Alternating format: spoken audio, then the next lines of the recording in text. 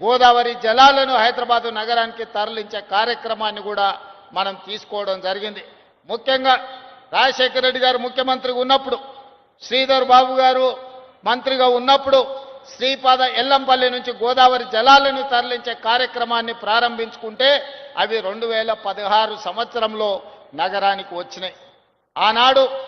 ఆనాడు ఉన్న తెలంగాణ రాష్ట్రంలో మున్సిపల్గా మంత్రిగా ఉన్నాయన ఒక ఆయన కాంగ్రెస్ పార్టీ చేసిన పనులకు షామీర్పేట దగ్గర పోయి గోదావరి జలాలు నెత్తి మీద చల్లుకొని ఫోటోలు దిగి ప్రజల్ని మభ్యపెట్టే ప్రయత్నం చేసిండు. నువ్వు నెత్తి మీద గోదావరి జలాలు చల్లుకున్నంత మాత్రాన నువ్వు చేసిన పాపాలు ఎక్కడికి పోవు అని చెప్పి ఆనాటి మంత్రికి నేను చెప్పదలుచుకున్నా. ఈనాడు చరిత్రను చూడండి.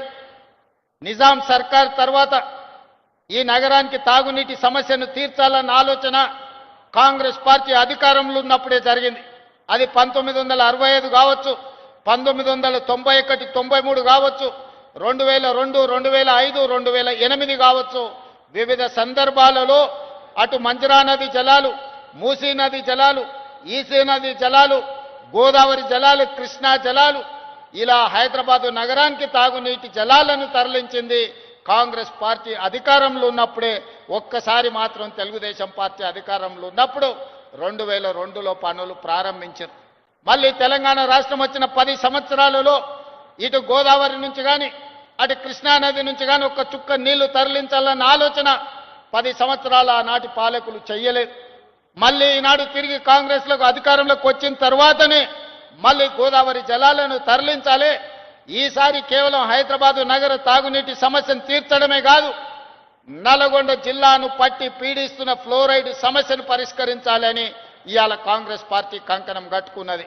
ఇవాళ నల్గొండ జిల్లాలో మూసీ నది కాలుష్యం అటు ఇబ్రహీంపట్నం కావచ్చు, లేకపోతే భువనగిరి, అదేవిధంగా మునుగోడు నియోజకవర్గాలు ఆ కిందికి కృష్ణానది వరకు ఈరోజు 350 కిలోమీటర్లు వికారాబాదు మచ్కుందు దగ్గర మొదలై కృష్ణానదిలో కలిసే మూసీ నది నీళ్లు ఈరోజు కాలుష్యానికి మారుపేరుగా మారినాయి.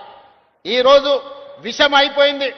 మూసీ నదిలో ప్రవహించే నీళ్లు ఈరోజు ఎల్బీ నగరు, ఇబ్రహీంపట్నము, అదేవిధంగా భువనగిరి, ఆలేరు, ఇతర ప్రాంతాలలో ఆ నీళ్లు తాగితే అవి విషమై పశువుల ప్రాణాలు తీసుకోవడమే కాదు, మనుషుల ప్రాణాలు కూడా పోతున్నాయి. ఇలా కొత్తగా ఆడపిల్లలకు పెళ్ళైతే పుట్టబోయే బిడ్డలు కూడా అంగవైకల్యంతో పుట్టే పరిస్థితి ఉన్నది. ఇవాళ ఆడబిడ్డలకు పురిటి సమస్యలు వచ్చినాయి. అందుకే నల్గొండ జిల్లాలో తిరిగినప్పుడు, నల్గొండ జిల్లా ప్రజలతో నేను మమేకమై కలిసి నడిచినప్పుడు ఆ ప్రాంత శాసనసభ్యులు అనిల్ కుమార్ ఇక్కడనే ఉన్నాడు, భువనగిరి ఎమ్మెల్యే. వాళ్ళందరూ అన్న మూసీ నది హైదరాబాదు నగరానికి తాగునీరుని ఇవ్వడం కాదు, ఈరోజు మా నల్గొండ జిల్లాకు విషాన్ని ఇస్తుంది, దీని ప్రక్షాళన చెయ్యాలి, మీరు ఏ విధంగా ఈ మూసీ నదిని పునరుజ్జీవింపజేయాలి అని నల్గొండ జిల్లా ప్రజలు అడిగిన. ఆనాడే మాట ఇచ్చిన, తప్పకుండా మూసీ నదిని ప్రక్షాళన చేస్తాం, మూసీ నదిని పునరుజ్జీవింపజేస్తాం, హైదరాబాదు నగరాన్ని ఒక సుందరమైన నగరంగా తీర్చిదిద్దడమే కాదు, ఎక్కడ నీళ్లుంటాయో అక్కడ నాగరికత ఉంటుంది, ఎక్కడ నీటి ప్రవాహం ఉంటుందో అక్కడ అభివృద్ధి ఉంటుంది, ఎక్కడ నీటి లభ్యత ఉంటుందో అక్కడ నగరాలు మహానగరాలుగా మారుతాయి. అందుకే ఇవాళ ఎవరు అడ్డం పడ్డా, ఎవరు ఎన్ని అడ్డంకులు సృష్టించినా వాటన్నిటిని ఒకటొకటిగా అధిగమించుకుంటూ సమస్యలు సృష్టించినప్పుడు సమన్వయంతో ముందుకు వెళ్తున్నాం. అందుకే ఇవాళ పోయిన సంవత్సరమే గోదావరి నది జలాల ప్రాజెక్టు తీసుకోవాలనుకున్నప్పుడు కొంతమంది కుట్రలు కుతంత్రాలు చేసింది. వాటి అన్నిటిని అధిగమించి ఇవాళ 7,360 కోట్ల రూపాయలతోని 20 టీఎంసీల నీళ్లను ఇవాళ గోదావరి జలాలను ఇవాళ ఉస్మాన్ సాగర్, హిమాయత్ సాగర్కి నీళ్లు తీసుకొస్తున్నాం. దాదాపుగా ఇందులో 15-16 టీఎంసీలు హైదరాబాదు నగరానికి తాగునీరు అందించే కార్యక్రమం తీసుకుంటాం. మధ్యలో వచ్చిన చెరువులు నింపుకుంటూ వస్తాం.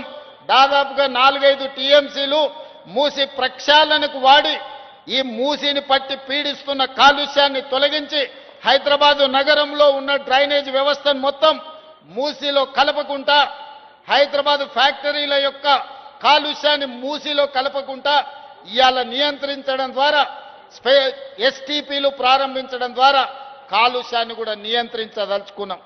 అందుకే ఇవాళ ఈ గొప్ప కార్యక్రమాన్ని తీసుకున్నాం. ఈ గొప్ప కార్యక్రమంతో హైదరాబాదు నగరానికి తాగునీటి సమస్యను పరిష్కరించడమే కాదు, నల్గొండ జిల్లాను పట్టి పీడిస్తున్న ఈ మూసి కాలుష్యం నుంచి నల్గొండ జిల్లాకు విముక్తి కలిగించే బాధ్యత ఈరోజు తీసుకున్నాం. ఒక ఆయన అంటున్నాడు, అయ్యా ఇది కాళేశ్వరం నీళ్ళే కదా అని. ఆయన తాటి